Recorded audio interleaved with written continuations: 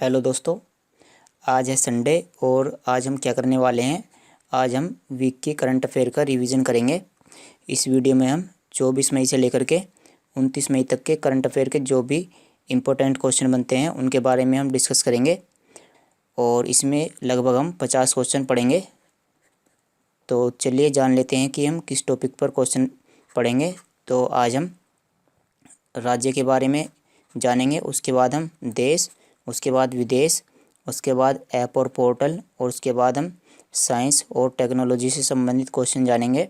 उसके बाद खेल और पुरस्कार, नाम बदलाव, सम्मेलन, समझौता और सूचकांक। तो इन सभी के बारे में हम क्वेश्चन जानेंगे और उसके बाद हम वन लाइनर क्वेश्चन पढ़ेंगे जो नियुक्ति और किताब से संबंधित होंगे। तो ये वाले जो टॉपिक हैं इन पर हम विस्तार से जानेंगे और इन पर हम केवल और केवल वन लाइनर क्वेश्चन पढ़ेंगे इन दोनों पर। तो चलिए सबसे पहले हम राज्य से संबंधित क्वेश्चन जान लेते हैं। देखिए हाल ही में क्या हुआ है कि हाल ही में चक्रवात आया है और चक्रवात कहाँ पर आया है। चक्रवात आया है ओडिशा और पश्चिम बंगाल के तटों पर। तो उस चक्रवात का नाम क्या दिया गया है आपको मैं यहाँ पर मैप में दिखा देता हूँ। यहाँ पर है ओडिशा और यहाँ पर है पश्चिम बंगाल। तो इनके तटों पर यहाँ पर चक्रवात आया है और चक्रवात का क्या नाम दिया गया है। चक्रवात का नाम दिया गया है चक्रवात यास। ये जो चक्रवात है यह बंगाल की खाड़ी से उठ करके उड़ीसा और पश्चिम बंगाल के तटों पर आया है। अगर कुछ दिनों पहले की बात करें तो यहाँ पर क्या है, यहाँ पर है अरब सागर। तो अरब सागर से उठ करके चक्रवात आया है और वह गुजरात के तटों पर पहुँचा है। और अगर हम उस चक्रवात की बात करें तो उस चक्रवात का नाम है तोकते। तो आप इन दोनों नामों को याद कर सकते हो। ये जो यास चक्रवात है यह बंगाल की खाड़ी से उठ करके ओडिशा और पश्चिम बंगाल के तटों पर पहुंचा है और ये जो तोकते चक्रवात है यह अरब सागर से उठ करके गुजरात के तटों पर पहुंचा है। तो चलिए अगला क्वेश्चन देखते हैं। तो किस राज्य सरकार ने संजीवनी परियोजना शुरू की है। तो संजीवनी परियोजना शुरू की गई है हरियाणा की सरकार के द्वारा। और इस योजना के तहत क्या किया जाएगा। इस योजना के तहत जो कोरोना के मरीज हैं उनका घर पर ही इलाज किया जाएगा। घर पर ही इलाज किया जाएगा और ऐसे मरीज जिनमें कोरोना के लक्षण कम मात्रा में है या मध्यम मात्रा में है तो उनका इलाज कहाँ पर किया जाएगा। उनका इलाज घर पर ही किया जाएगा। तो हरियाणा के बारे में आप यहाँ पर देख सकते हो और पढ़ सकते हो। मैं आपको अगला क्वेश्चन दिखाता हूँ। तो किस राज्य की सरकार ने वात्सल्य योजना शुरू की है। तो वात्सल्य योजना शुरू की गई है उत्तराखंड की सरकार के द्वारा। और यह योजना किन के लिए है। यह योजना अनाथ बच्चों के लिए है।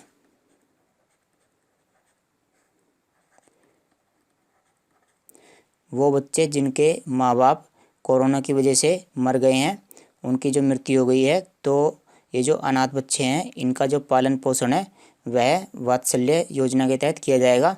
और यह योजना उत्तराखंड की सरकार ने शुरू की है और इस योजना के तहत जो अनाथ बच्चे हैं उनका भरण पोषण, उनकी शिक्षा और उनके रोजगार से संबंधित उनको सुविधाएं प्रदान की जाएंगी। तो उत्तराखंड के बारे में भी आप यहाँ पर जानकारी पढ़ सकते हो। मैं आपको क्वेश्चन दिखा देता हूँ। अगर मैं आपको इनके बारे में बताऊँगा तो वीडियो काफ़ी बड़ी हो जाएगी। तो हाल ही में क्या हुआ है कि जो चीते हैं उनको दक्षिण अफ्रीका से भारत में लाया जाएगा। चीतों को दक्षिण अफ्रीका से भारत में लाया जाएगा। तो क्वेश्चन ये है कि चीतों को दक्षिण अफ्रीका से भारत के किस राज्य में लाया जाएगा। तो इनको भारत के मध्य प्रदेश में लाया जाएगा और मध्य प्रदेश के कुनो नेशनल पार्क में इनको रखा जाएगा। और इसकी जो मंजूरी है वो किसने दी है। इसकी मंजूरी सुप्रीम कोर्ट के द्वारा दी गई है। तो यहाँ पर ये साउथ अफ्रीका जो अफ्रीका महाद्वीप का एक देश है, तो यहाँ से चीतों को यहाँ पर भारत स्थित है, भारत में लाया जाएगा। किस राज्य सरकार ने मिशन ऑक्सीजन सेल्फ रिलायंस योजना शुरू की है। तो ये हैं उद्धव ठाकरे जो महाराष्ट्र के मुख्यमंत्री हैं। तो यह योजना महाराष्ट्र की सरकार के द्वारा शुरू की गई है। और इस योजना के तहत क्या किया जाएगा। इस योजना के तहत जो ऑक्सीजन उत्पादक हैं, जो ऑक्सीजन उत्पादक हैं, यानी ऐसी कंपनियां या ऐसी फैक्ट्रियां जो ऑक्सीजन का निर्माण करती हैं, तो उनको राज्य सरकार क्या करेगी, उनको राज्य सरकार प्रोत्साहन प्रदान करेगी, उनको राज्य सरकार प्रोत्साहन प्रदान करेगी। और प्रोत्साहन का मतलब क्या है, प्रोत्साहन का मतलब ये है कि उनको राज्य सरकार, जैसे फैक्ट्री में बिजली जाती है तो राज्य सरकार उनकी बिजली फ्री कर देगी और इसी तरह से उनको कुछ और सुविधाएं भी दी जाएंगी। तो मिशन ऑक्सीजन सेल्फ रिलायंस योजना महाराष्ट्र की सरकार के द्वारा शुरू की गई है। देखिए, किस राज्य के राज्यपाल ने संपत्ति क्षति वसूली विधेयक 2021 को मंजूरी दी है? तो ये जो सत्यदेव नारायण है, इन्होंने संपत्ति क्षति वसूली विधेयक 2021 को मंजूरी दी है। तो क्वेश्चन ये है कि ये जो सत्यदेव नारायण है, यह किस राज्य के राज्यपाल हैं? तो ये राज्यपाल हैं हरियाणा के। और ये जो विधेयक है, इसके तहत क्या किया जाएगा, इसके तहत जो व्यक्ति सरकारी संपत्ति को नुकसान पहुंचाते हैं, जैसे बस ट्रक वगैरह को अगर कोई व्यक्ति नुकसान पहुंचाता है तो उसको सज़ा दी जाएगी और उससे जो उसके द्वारा नुकसान किया गया है उसका हर्जाना भी उस व्यक्ति से वसूला जाएगा। किस राज्य सरकार ने स्मार्ट किचन योजना शुरू की है? तो यह योजना केरल की सरकार के द्वारा शुरू की गई है। और इस योजना के तहत क्या किया जाएगा, इस योजना के तहत जो किचन है उनका नवीनीकरण किया जाएगा, जो किचन है उनका नवीनीकरण किया जाएगा। और इस योजना के तहत क्या किया जाएगा, इस योजना के तहत ऋण यानी लोन प्रदान किया जाएगा। किनको? महिलाओं को। इस योजना के तहत महिलाओं को ऋण प्रदान किया जाएगा और इस ऋण की सहायता से महिलाएं किचन का नवीनीकरण कर सकती हैं, यानी महिलाएं किचन को एडवांस बना सकती हैं, जिससे महिलाओं को किचन में कम कार्य करना पड़े।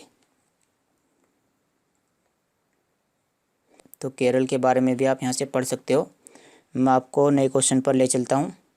तो अब हम देश से संबंधित खबरें जानेंगे कि देश में जैसे बहुत सारे मंत्रालय होते हैं, जैसे वित्त मंत्रालय, स्वास्थ्य मंत्रालय, तो इन मंत्रालयों के द्वारा क्या किया गया है, तो हम उसी के बारे में जानेंगे। तो एक ऐप लॉन्च किया गया है और ऐप का नाम है national mobile monitoring software app. तो ये जो ऐप है, यह किसके द्वारा लॉन्च किया गया है? यह ऐप लॉन्च किया गया है ग्रामीण विकास मंत्री के द्वारा। और उनका नाम क्या है? उनका नाम है नरेंद्र सिंह तोमर। जो ग्रामीण विकास मंत्री हैं उनका नाम क्या है? नरेंद्र सिंह तोमर। और उनके द्वारा ही national mobile monitoring software app launch किया गया है। और इसके द्वारा क्या किया जाएगा? इसके द्वारा मॉनिटरिंग की जाएगी। मॉनिटरिंग का मतलब क्या है? इसके द्वारा निगरानी की जाएगी। और निगरानी किसकी की जाएगी? निगरानी की जाएगी मजदूरों की। निगरानी की जाएगी मजदूरों की। और किन मजदूरों की? ऐसे मजदूर जो मनरेगा में कार्य करते हैं। तो चलिए अगला क्वेश्चन देखते हैं। तो किस मंत्रालय ने अंतर्राष्ट्रीय योग दिवस 2021 को मनाने के लिए be with yoga be at home विषय पर वेबिनार की घोषणा की है? तो ये जो विषय है, इसका मतलब क्या है कि बी विद योगा यानी आप योगा करते रहिए, और बी एट होम और अपने घर पर ही रहिए। तो इस विषय पर वेबिनार की घोषणा किसने की है? तो इस विषय पर वेबिनार की घोषणा की गई है आयुष मंत्रालय के द्वारा। और ये जो वेबिनार हैं, जैसे अगर हम योग दिवस की बात करें तो योग दिवस कब आएगा?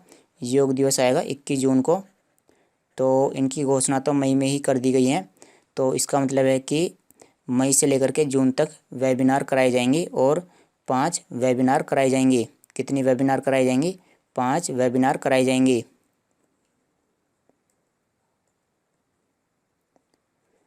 तो जो विदेश मंत्री हैं उनका नाम क्या है?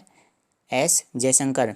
तो ये किस देश की 5 दिवसीय यात्रा पर गए हुए हैं?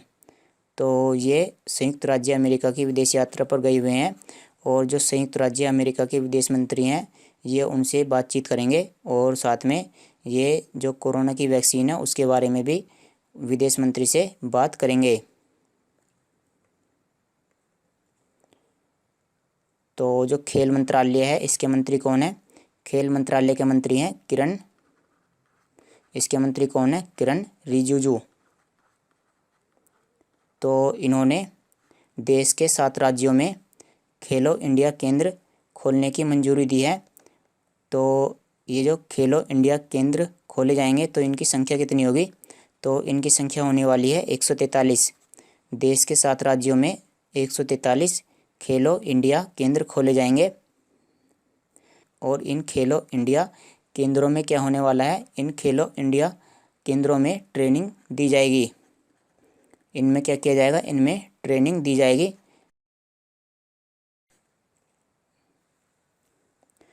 तो जो केंद्रीय मंत्रिमंडल है उसने एक नए वाणिज्य दूतावास को खोलने की मंजूरी दी है। दूतावास का क्या मतलब होता है? एम्बेसी, यानी जो विदेश में रह करके कार्य करती है। तो ये जो दूतावास है ये कहाँ पर खोला जाएगा? वाणिज्य दूतावास कहाँ पर खोला जाएगा? तो ये वाणिज्य दूतावास मालदीव में खोला जाएगा। यह मालदीव के अड्डू शहर में खोला जाएगा।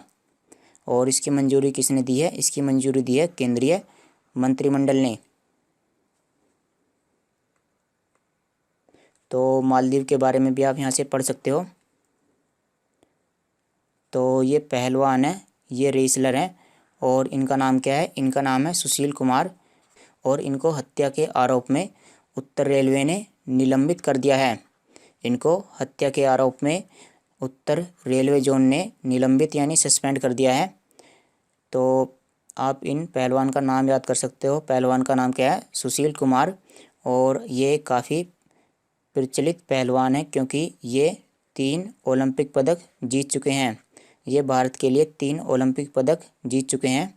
और इन पर जो 23 वर्षीय पहलवान है सागर धनखड़, उनकी मौत का आरोप लगा है।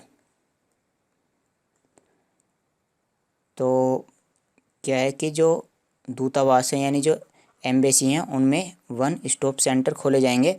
जो दूतावास हैं उनमें 1 स्टॉप सेंटर खोले जाएंगे। तो आप ये बताइए कि कितने देशों में 1 स्टॉप सेंटर खोले जाएंगे? तो 9 देशों में 1 स्टॉप सेंटर खोले जाएंगे। तो चलिए इनका मतलब समझ लेते हैं कि 1 स्टॉप सेंटर का मतलब क्या है। तो 1 स्टॉप सेंटर का मतलब है कि ऐसी महिलाएं जो विदेश में कार्य करती हैं तो उनको सुरक्षा प्रदान करना ही 1 स्टॉप सेंटर है। यानी ये जो 1 स्टॉप सेंटर है यहाँ पर कई सुविधाएं महिलाओं को प्रदान की जाएंगी, जैसे पुलिस सहायता, महिलाओं को परामर्श यानी सुझाव, कानूनी सहायता, आपातकालीन सहायता, स्वास्थ्य सेवा और आश्रय सुविधा। तो इस तरह से महिलाओं को ये सभी सुविधाएं प्रदान की जाएंगी। तो चलिए अब हमने राज्य और देश से संबंधित जो भी क्वेश्चन थे उनके बारे में जान लिया है। अब हम विदेश के बारे में जानेंगे।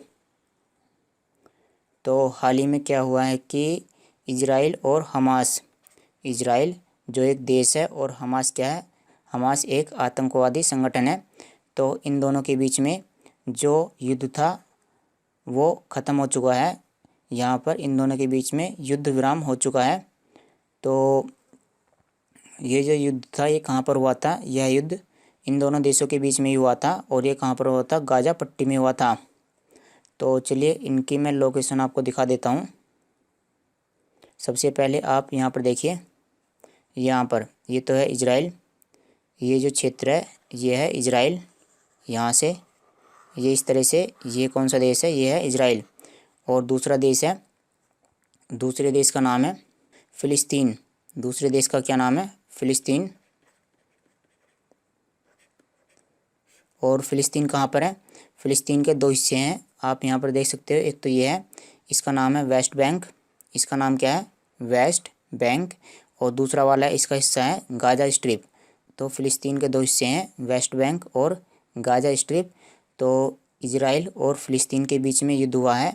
और फ़िलिस्तीन की तरफ से किसने युद्ध लड़ा है? फ़िलिस्तीन की तरफ से हमास ने युद्ध लड़ा है। तो हमास और इजराइल के बीच में युद्ध हुआ और युद्ध में लगभग 240 लोग मारे गए और यह युद्ध 11 दिनों के बाद में समाप्त हो गया है। अब चलिए ऐप और पोर्टल के बारे में जान लेते हैं। तो एक ऐप है, ऐप का नाम है सेहत, SEHAT। तो सेहत ऐप किसके द्वारा लॉन्च किया गया है? सेहत ऐप रक्षा मंत्री राजनाथ सिंह के द्वारा लॉन्च किया गया है। और इस ऐप के तहत क्या किया जाएगा? इस ऐप के तहत जो व्यक्ति सेना में कार्य करते हैं तो उनको जो टेलीमेडिसिन की सुविधा है, उनको टेलीमेडिसिन की सुविधा प्रदान की जाएगी। टेलीमेडिसिन का मतलब क्या है? टेलीमेडिसिन का मतलब है कि जो मेडिसिन की सुविधा है उनको फ़ोन पर ही प्रदान कर दी जाएंगी। और सेहत, ये जो ऐप है, सेहत की फुल फॉर्म क्या है? आप इसको याद कर सकते हो।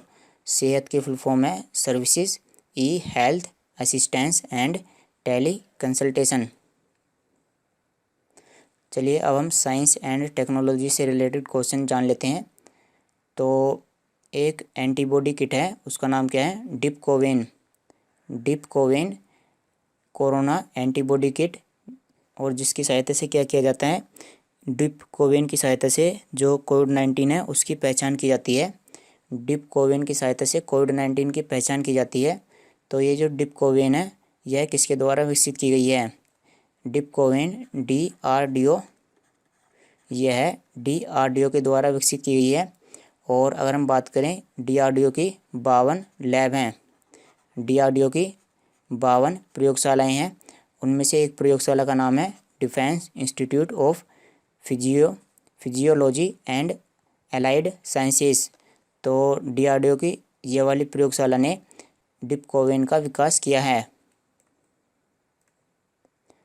तो DRDO के बारे में जान लेते हैं। DRDO के वर्तमान अध्यक्ष कौन है? G सतीश रेड्डी। और इसका मुख्यालय कहाँ पर है? इसका मुख्यालय है नई दिल्ली में। तो जो अमेरिका की स्पेस एजेंसी है नासा, इसकी स्पेस एजेंसी क्या है? नासा। तो नासा ने क्या करा है कि चंद्रमा पर पहला मोबाइल रोबोट भेजने की योजना बनाई है। नासा ने चंद्रमा पर पहला मोबाइल रोबोट भेजने की योजना बनाई है। और क्वेश्चन क्या है कि क्वेश्चन ये है कि जो नासा है वह चंद्रमा पर अपना पहला मोबाइल रोबोट कब भेजेगा? तो मोबाइल रोबोट भेजा जाएगा 2023 में। और चलिए इस वर्ड का मतलब समझ लेते हैं कि मोबाइल रोबोट का मतलब क्या है। तो मोबाइल का मतलब होता है चलता फिरता। तो मोबाइल रोबोट का मतलब क्या है कि ऐसा रोबोट जो चंद्रमा की सतह पर चलेगा। तो ये जो चलता फिरता हुआ रोबोट है यह चंद्रमा की सतह पर चल करके चंद्रमा की सतह का परीक्षण करेगा। तो चलिए अब अगला क्वेश्चन देखते हैं। तो किस IIT संस्थान ने स्मार्ट विंडो के लिए सामग्री विकसित की है? तो IIT संस्थान का नाम है IIT गुवाहाटी, जो कि असम में स्थित है। और इसके बारे में समझ लेते हैं कि ये जो स्मार्ट विंडो की सामग्री है, मतलब सामग्री का मतलब इन्होंने एक सामान, या आप ऐसे समझ सकते हो जैसे इन्होंने 2-4 चीज़ मिला करके एक ऐसा मटेरियल बना दिया है जिसकी सहायता से स्मार्ट विंडो बनाई जाएगी। और ये जो स्मार्ट विंडो है इसका फ़ायदा क्या है? स्मार्ट विंडो का फ़ायदा ये है कि जो सूर्य का प्रकाश है, हमें कितना प्रकाश इस विंडो से भेजना है तो उसकी मात्रा हम इसको कंट्रोल कर सकते हैं। सूर्य के प्रकाश की मात्रा को हम कंट्रोल कर सकते हैं। तो यही फ़ायदा है इस स्मार्ट विंडो का। और यह स्मार्ट विंडो के लिए जो सामग्री है वह किसके द्वारा विकसित की गई है? यह IIT गुवाहाटी के द्वारा विकसित की गई है। चलिए अब हम जान लेते हैं कि किसका नाम बदला है। तो देखिए एक स्टेडियम है और उस स्टेडियम का नाम क्या है? स्टेडियम का नाम है मोहाली इंटरनेशनल हॉकी स्टेडियम। तो इसका नाम बदल करके बलबीर सिंह सीनियर रखा गया है। चलिए अब हम सूचकांक यानी सूची की बात कर लेते हैं, यानी किसको कितनी रैंक दी गई है। तो फोर्ब्स ने एक सूची जारी की है, FORBS। फोर्ब्स ने एक सूची जारी की है और इसके द्वारा सबसे अमीर खिलाड़ी कौन है? तो जो सबसे अमीर खिलाड़ी हैं विश्व के वो कौन है? उनका नाम है कोनोर मैकग्रेगर। तो ये जो बीच में खड़े हैं ये हैं कोनोर मैकग्रेगर, और ये कौन से खेल से संबंधित हैं? ये MMA से संबंधित हैं। MMA इसका फुल फॉर्म क्या है? इसकी फुल फॉर्म है मिक्स मार्शल आर्ट्स। और आपको यहाँ पर दिख रहे होंगे, इनका नाम है रोनाल्डो, और इनकी जर्सी पर लिखा हुआ है 7। तो इनकी जर्सी का नंबर क्या है? 7। तो अब की बार जो NTPC का जो एग्ज़ाम हुआ था उसमें ये क्वेश्चन पूछ लिया था कि जो रोनाल्डो की टी शर्ट है उस पर कौन सा नंबर लिखा हुआ है? तो नंबर कौन सा है? 7। और ये वाले हैं मेसी। तो पहले स्थान पर कौन है? सबसे अमीर खिलाड़ी कौन है? कोनोर मैकग्रेगर। दूसरे स्थान पर कौन है? Lionel Messi. और तीसरे स्थान पर हैं क्रिस्टियानो रोनाल्डो। ये दोनों फुटबॉल से संबंधित हैं, सोकर को ही हम फुटबॉल बोलते हैं। और ये जो ऊपर वाले हैं ये MMA यानी मिक्स मार्शल आर्ट से संबंधित हैं। देखिए, एशिया के 2 सबसे अमीर व्यक्ति कौन बने हैं? तो एशिया महाद्वीप के सबसे अमीर व्यक्ति कौन है? इनका नाम है मुकेश अंबानी और गौतम अडानी। ये हैं मुकेश अंबानी और ये हैं गौतम अडानी। ये एशिया महाद्वीप के सबसे अमीर व्यक्ति हैं। पहले स्थान पर हैं मुकेश अंबानी और दूसरे स्थान पर हैं गौतम अडानी। अगर हम विश्व की बात करें तो विश्व में पहले स्थान पर कौन है? विश्व में पहले स्थान पर हैं जेफ बेजोस जो अमेजोन के मालिक हैं, और दूसरे स्थान पर हैं एलन मस्क जिनकी 2-3 कंपनियां हैं। जैसे अगर हम बात करें तो जो टेस्ला है तो ये भी इन्हीं की कंपनी है, और जो स्पेस एक्स तो ये भी एलन मस्क की ही कंपनियां हैं। अगर हम मुकेश अंबानी की विश्व में बात करें तो ये विश्व के 13वें नंबर के अमीर व्यक्ति हैं, और गौतम अडानी ये विश्व में 14वें स्थान पर हैं। चलिए अब हम खेल और पुरस्कार से संबंधित खबरें जान लेते हैं। तो पहला क्वेश्चन देखते हैं, अंडर 17 फीफा महिला विश्व कप कहाँ पर खेला जाएगा? तो अंडर 17 फीफा महिला विश्व कप 2022 में भारत में खेला जाएगा। तो फीफा के बारे में जान लेते हैं। फीफा इसका मुख्यालय कहाँ पर है? इसका मुख्यालय है ज्यूरिख स्विट्ज़रलैंड में। और इसके वर्तमान अध्यक्ष कौन है? इसके वर्तमान अध्यक्ष हैं गिनी इन्फोटिनो। चलिए अगला क्वेश्चन देखते हैं,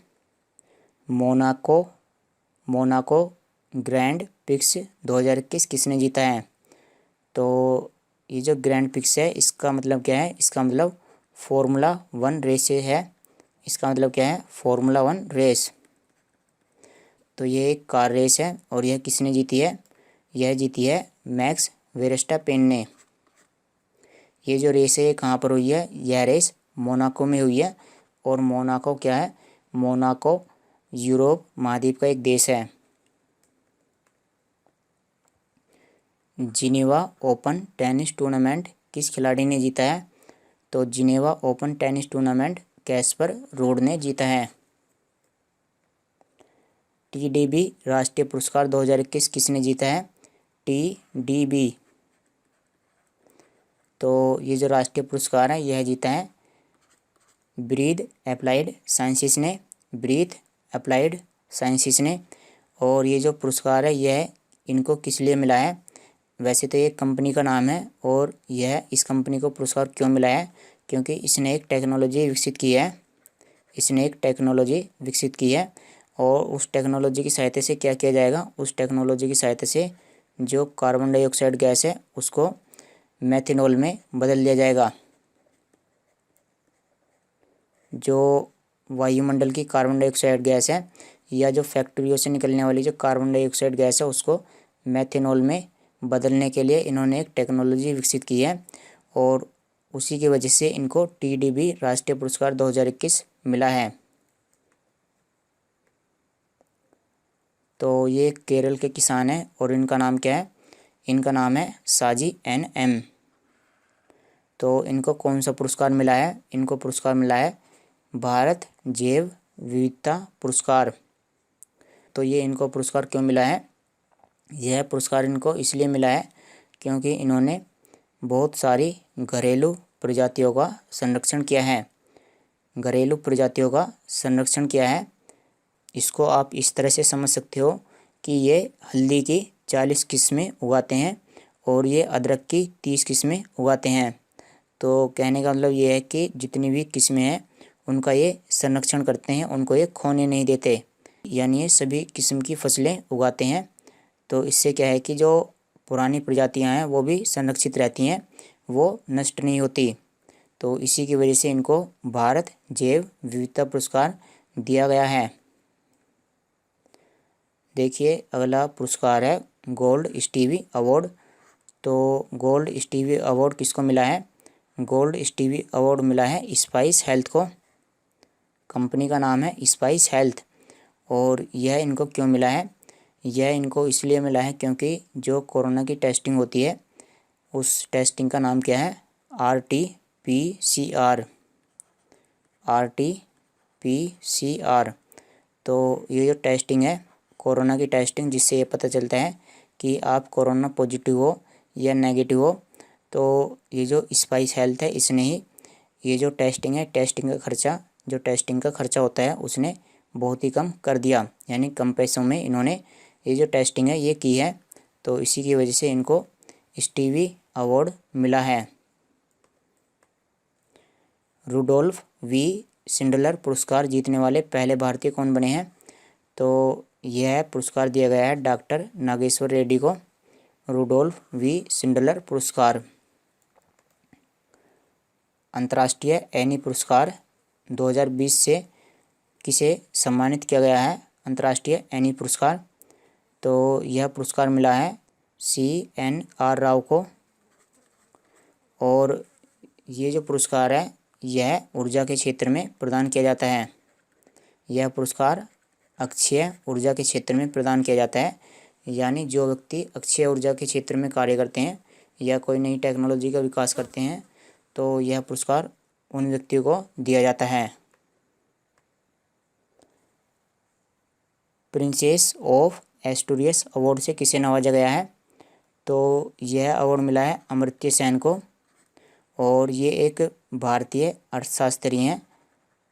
तो ये पुरस्कार इनको मिला है। पुरस्कार का नाम क्या है? Princess of Asturias award. और यह अवार्ड इनको साहित्य के क्षेत्र में मिला है।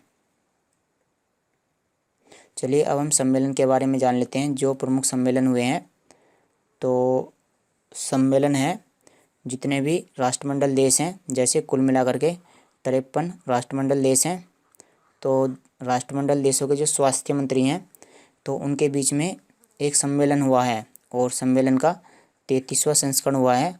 तो इस सम्मेलन की अध्यक्षता किसने की है? तो इस सम्मेलन की अध्यक्षता भारत ने की है।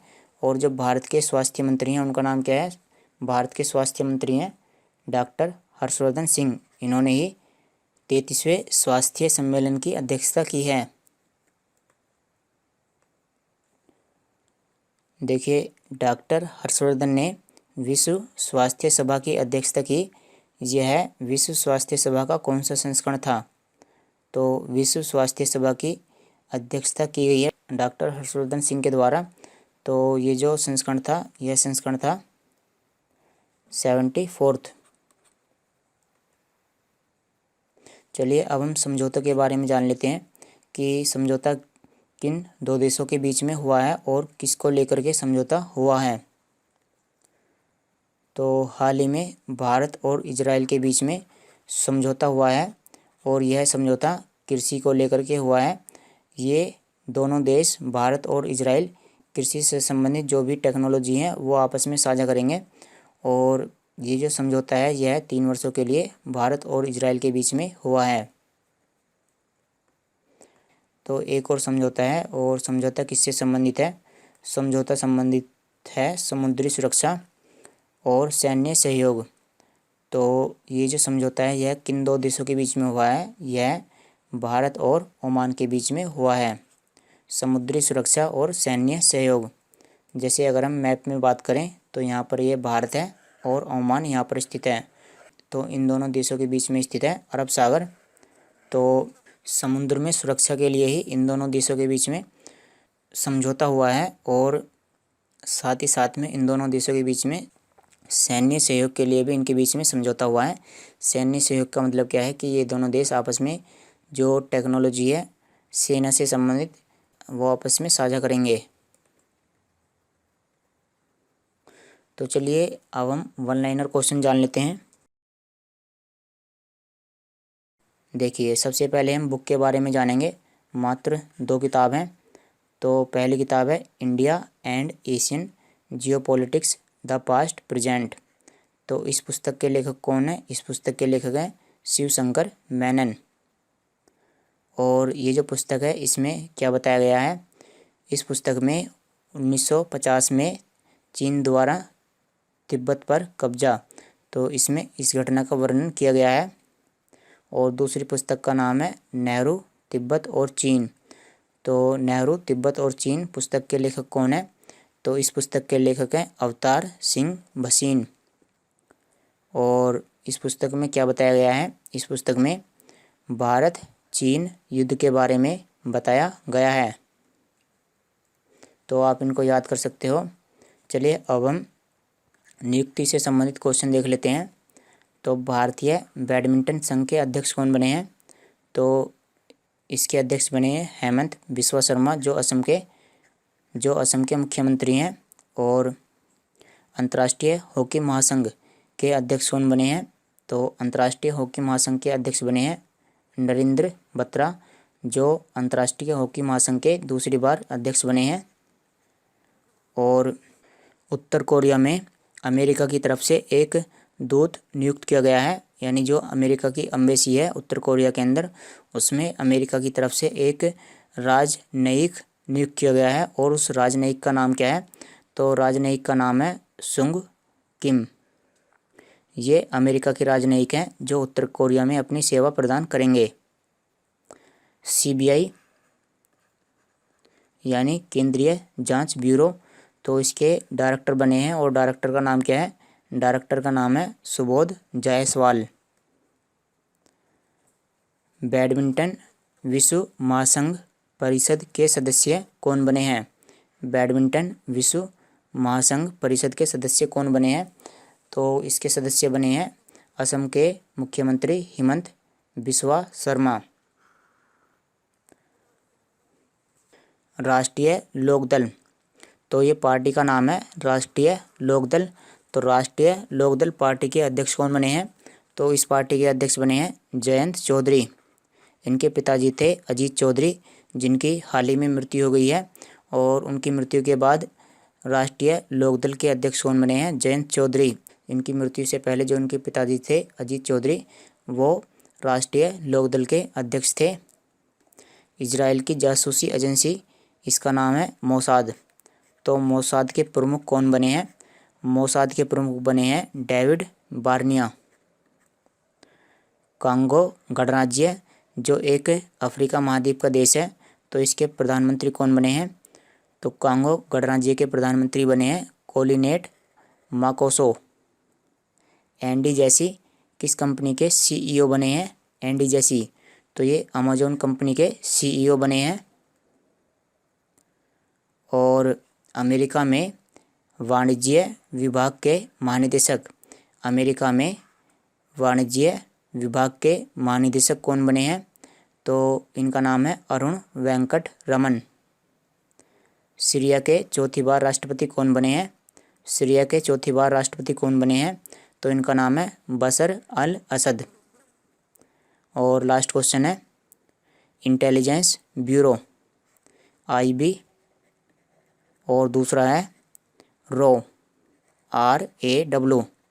तो जो इनके जो प्रमुख हैं, जो इनके जो डायरेक्टर हैं, उनका कार्यकाल 1 वर्ष के लिए बढ़ा दिया गया है। तो क्वेश्चन ये है कि इंटेलिजेंस ब्यूरो के प्रमुख कौन है? तो इंटेलिजेंस ब्यूरो के प्रमुख हैं अरविंद कुमार। इनका कार्यकाल 1 वर्ष के लिए बढ़ा है। और साथ में जो रो प्रमुख हैं सामंत कुमार गोयल, इनका कार्यकाल भी 1 वर्ष के लिए बढ़ा दिया गया है। चलिए मैं आपको रो के बारे में बता देता हूँ। यह एक खुफिया एजेंसी है और आईबी, यह भी एक खुफिया एजेंसी है। लेकिन इन दोनों में अंतर क्या है? इन दोनों में अंतर यह है कि जो आईबी है, जो इंटेलिजेंस ब्यूरो है, ये देश के अंदर रह करके खुफिया जानकारी इकट्ठा करती है। लेकिन ये जो रो है, यह विदेशों की, यानी विदेशों की खुफिया जानकारी इकट्ठा करती है। तो चलिए दोस्तों, आज की वीडियो में इतना ही। इसकी PDF आपको Telegram channel CT current affair पर मिल जाएगी। Thanks for watching the video. कल मिलते हैं आपसे मंडे में, हम मंडे की करंट अफेयर के बारे में जानेंगे।